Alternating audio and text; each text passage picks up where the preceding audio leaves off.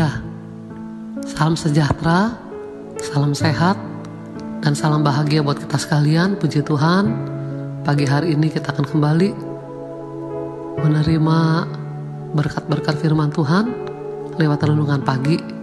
Tema firman Tuhan pagi hari ini adalah pemeliharaan Tuhan yang sempurna. Kita akan baca dari 1 Raja-Raja 17 ayat yang pertama sampai ayat yang ke-6.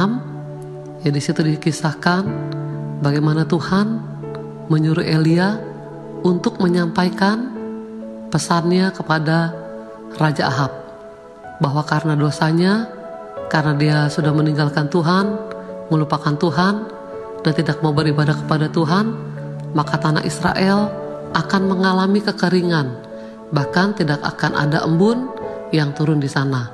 Lalu Tuhan menyuruh Elia ke sungai Kerit, dan Tuhan akan memelihara Elia dengan menyuruh burung-burung gagak untuk memberi makan Elia dengan daging dan roti pada pagi dan petang. Mengapa Tuhan memerintahkan burung-burung gagak untuk memberi makan Elia? Sederhana saja jawabannya, karena Tuhan sedang mengajar Elia tentang kehebatan Tuhan, kemahakuasaan Tuhan, kedaulatan Tuhan. Begitu juga Tuhan sedang mengajar kita yang hidup di zaman sekarang ini, yang sedang menghadapi pergumulan yang tidak berbeda dengan yang dihadapi oleh Nabi Elia. Puji Tuhan. Bayangkan pada musim kering, dalam keadaan alam yang gersang, ada suara burung gagak. Itu pertanda burung-burung itu mencium bau kematian.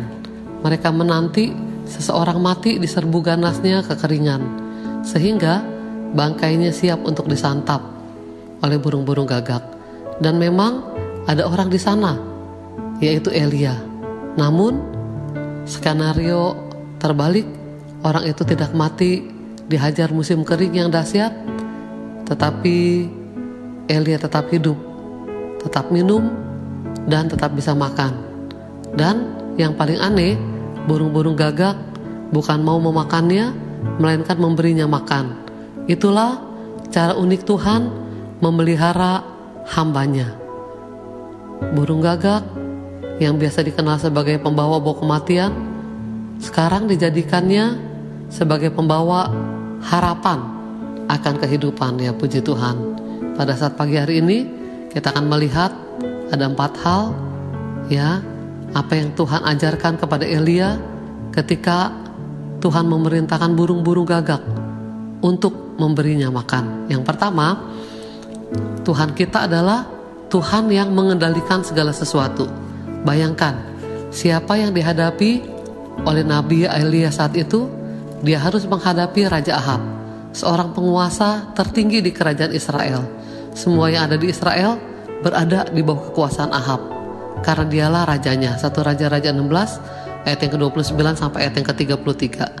Bukan itu saja, Ahab juga seorang raja yang jahat, penyembah berhala, dan anti nabi Tuhan. Banyak nabi telah dibunuh oleh Ahab dan Isabel istrinya.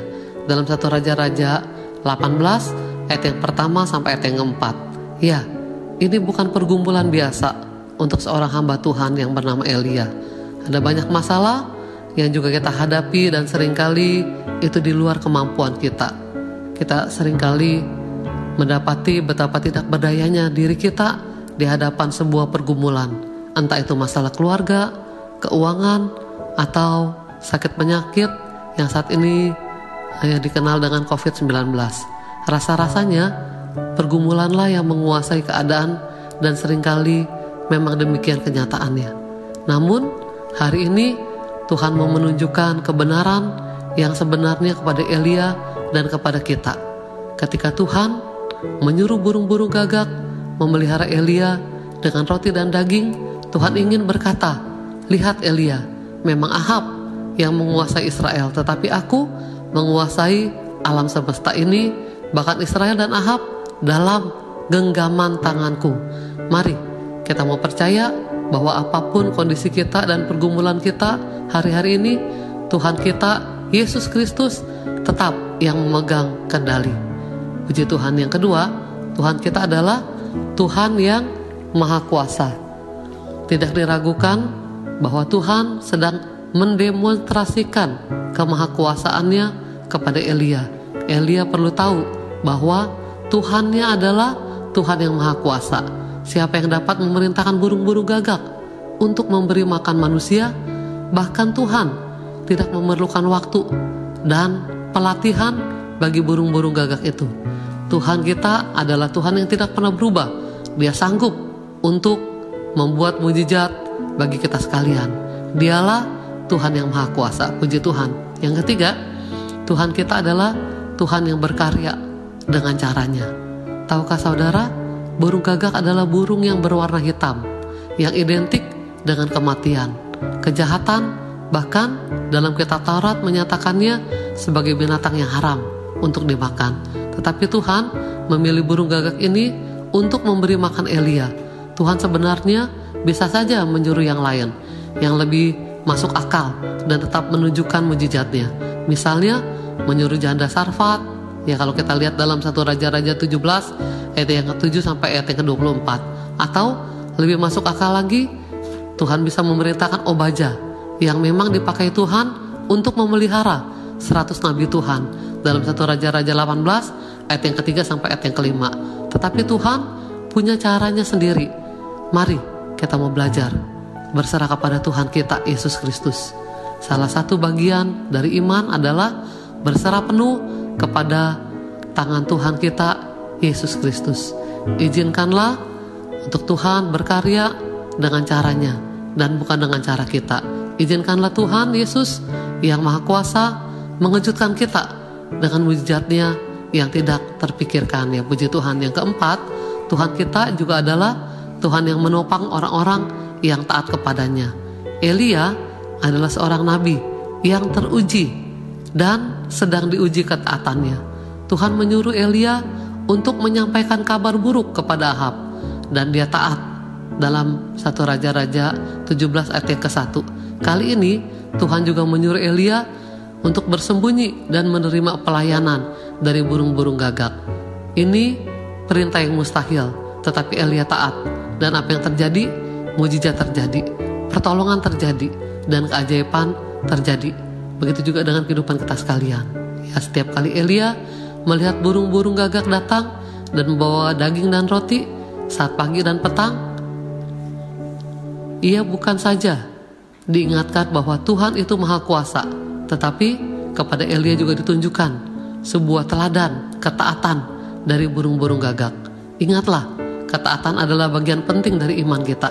Tanpa ketaatan tidak ada iman yang sejati. Dan ketika kita taat pada suara Tuhan, kita akan melihat mujizatnya pasti terjadi. Ya puji Tuhan.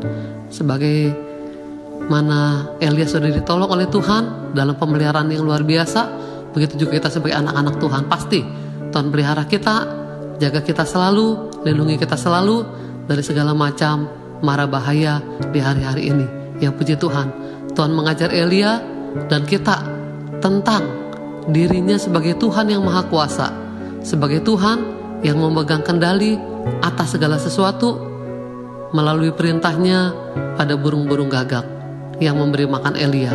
Tuhan kita Yesus Kristus adalah Tuhan yang memegang kendali. Sebab itu jangan kita khawatir, jangan kita takut dalam kita menjalani hidup ini.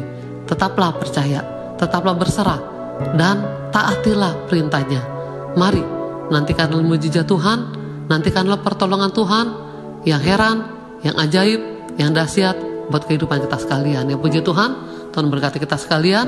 Tuhan pelihara Elia, begitu juga Tuhan akan pelihara kita di sepanjang tahun 2021 ini.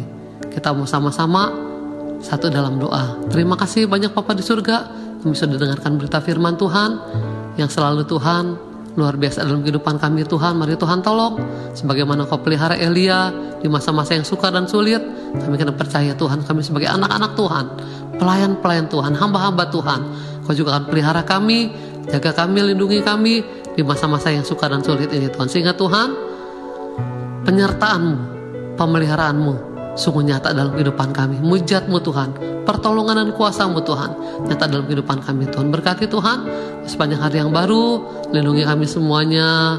Bahkan Kau berkati pekerjaan kami semua, aktivitas kami, studi daripada anak-anak-Mu juga Tuhan tolong berkati Tuhan.